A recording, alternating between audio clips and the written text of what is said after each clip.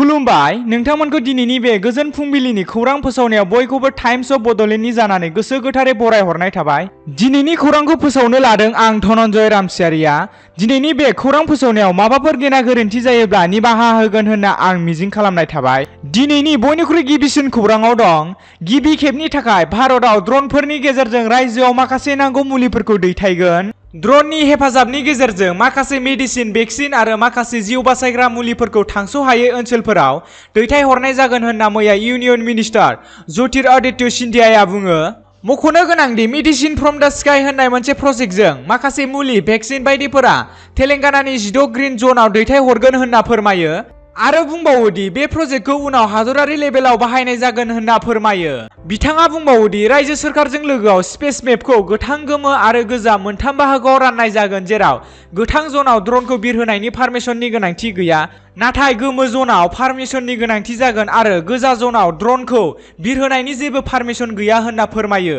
लामायाव एक्सिडेन्टजों बायहाथायाव मैया 4 बर' सुबुंनि जिउ गोमादों। मोनसे दुखुनांथाव जाथाय लामा जाब्रबथायजों कामरुप जिल्लानि बायहाथायाव 7 सुबुंनि जिउ गोमानो गोनां जायो। जाथाया मैया हरनि समाव गंसे एम्बुलेन्स आरो टेम्पुनि गेजेराव मोखांजों मोखां सौग्रावलायो।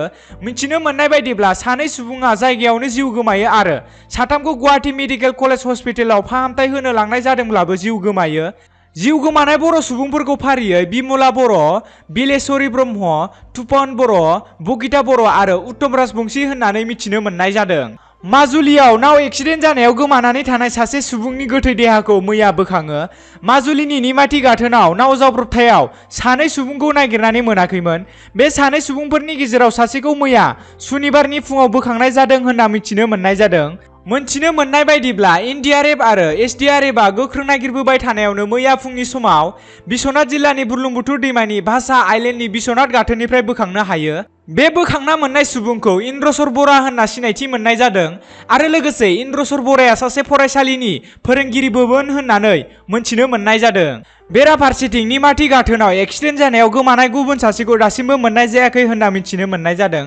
गुबुन सासे गोमानाय सुबुंखौ जरहाटनि थागिबि डक्टर बिक्रमजित बरुवा होननानै खौरां बिजोङाव फोरमायदों। आसाम राइफल्सआ हाथियार, गुलि बारुद आरो गोबां बिबांनि रांखावरिजों लोगोसे एनएससियाननि 6 सुबुंखौ हमदों। आसाम राइफल्सनि खनसा बेटेलियन आरो नागालेण्ड पुलिसनि गोख्रों नायबिजिरनायाव थांनाय शुक्रबारखालि एनएससियाननि 6 सोद्रोमाजों लोगोसे गोबां बिबांनि हाथियार, गुलि बारुद आरो गोबां बिबांनि रांखावरि हमनो हादों होनना मिथिनो मोननाय जादों। खौरां बिजोङाव मिथिनाय बायदिब्ला 6 एनएससियाननि सोद्रोमाफोरजों लोगोसे गंथाम हाथियार, गं6 पिस्तल अफियाम आरो 3 लाखनिबो बारा रां बोखांनो हायो होनना मिथिदों। नलबारिनि मुखालमायाव पुलिसनि संदाननायाव देहा फालांगिफोरा हमजादों। मुकुलमा पुलिस थानानि सिङाव थानाय कुमारकाटा बक्ट सकनि गाज्रि आखुजों सोमोन्दो थानाय 3 आइजो आरो सासे हौवाखौ गोजौ बिफाननि पुलिस जिकिरा महन्तनि दैदेननायाव मोनसे स्रोत सुलुंनिफ्राय मिथिनो मोननानै संदाननायनि गेजेरजों मुखालमा पुलिसा हमनो हायो होनना मिथिनो मोननाय जादों। कुमारकाटा बक्ट सकनि सासे आइजोनि न'आव गोबाव समनिफ्रायनो देहा फालांगियारि सोलिबोगासिनो दंमोन होननानै पुलिस बिफाना मिथिहोयो। जाथायखौ मिथिनो मोननायनि उनावनो दौलाहालनि पुलिस थानानि आइसि राजश्री बरगहायनि सिग्रोमनायाव गोबाव समनिफ्रायनो देहा फालांगियाव सोमोन्दो थानाय दायनिगिरि सासे हौवा आरो 3 आइजोफोरखौ मुखालमा पुलिसा हमनो हायो होनना फोरमायनायखौ नुनो मोननाय जादों। आबादारि बिथिङाव लांदां जानाय मासिखौ आबुं खालामगोन होनना बुंदों गिबि मन्थ्रि बिथाङा। आसामनि गिबि मन्थ्रि हिमन्त बिश्व शर्माया थोंजोङै आबादारि बिफानाव जुनिया थिसनलाइजों लांदां जानाय मासिखौ आबुं खालामनांगौ, लोगोसे गोदान मासि दिहुननायनि बागै साननांगौ होननानै मावख'नि गेजेरजों फोरमायनायखौ नुनो मोनदों।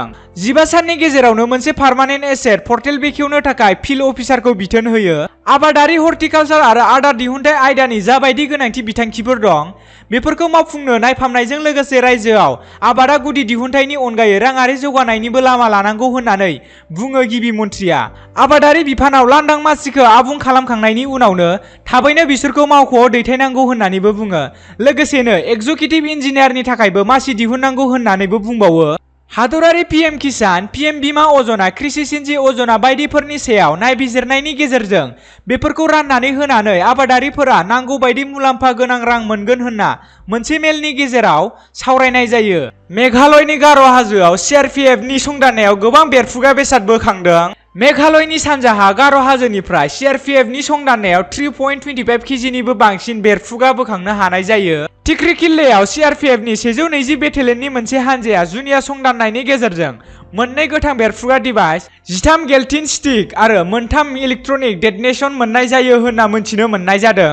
सानजाहा गार' हाजोनि SP फोरमायनाय बायदिब्ला मोनसे स्रोद सुलुंनि गेजेरजों मोनसे काउन्टार इन्सार्जेन्सिनि गेजेरजों सानजाहा गार' हाजोनि पुलिस आरो CRPFनि 120 बेटेलियनजों जथायै टिक्री किल्लानि मेंग'सिग्री गामियाव बे संदाननाया जादोंमोन होननानै बुङो।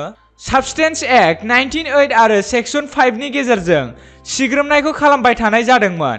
सोरबाफोर बे जाथायजों सोमोन्दो गोनां बाथ्रा फोरमायनो गोनांब्ला जायगानि पुलिस थानायाव फोरमायनो हागोन, बिनि थाखाय फोरमायग्राखौ लाखुमानाय जागोन, लोगोसे बान्थाबो होनाय जागोन होनना NIA आ फोरमायो। सा 100 फोरोंगिरि आरो फोरोंगिरि नङैफोरनो BTCनि सोलोंथाइ बिफाना खहा सुफुंथायखौ थिसनलाय होदों। BTCआव सोलोंथाइनि जेंना आरो फोरोंगिरिनि जेंनाखौ बोस्रांनो BTCनि खुंथाइ गोहोआव थानाय UPPL BJP आरो GSPनि मेट्र'ज'ट सोरखारा मोनसेनि उनाव मोनसे राहा लादों। बेबायदिनो मैया BTCनि सोलोंथाइ बिफाननि बानजायनायाव क'क्राझार सहरनि साखाथि बालागावआव CITनि ब्रजेन्द्र कुमार ब्रह्म सावराय जथुम नब्लाङाव खहा सुफुंथायखौ मोननाय गुदि फरायसालि आरो गेजेर फरायसालिनि लोगो फोरोंगिरि LDA आरो ब्रैथि थाखोनि मासिनि सा 100 फोरोंगिरि आरो फोरोंगिरि नङैफोरनो थिसनलाय राननानै होदों। BTCनि सोलोंथाइ बिफाननि डाइरेक्टर जगदीश प्रसाद ब्रह्मनि मासि सामलायनायाव खुंफुंनाय खहा सुफुंथायाव मोननाय सा 100 फोरोंगिरि आरो फोरोंगिरि नङै बिसायथिफोरनो थिसनलाय राननाय हाबाफारियाव गाहाय आलासि महरै बाहागो लायो आसामनि आबाद मन्त्रि अतुल बराजों लोगोसे मन्त्रि उरखावगोरा ब्रह्म, BTCनि गाहाय मावफुंगिरि सोद्रोमा प्रमद बर'आ।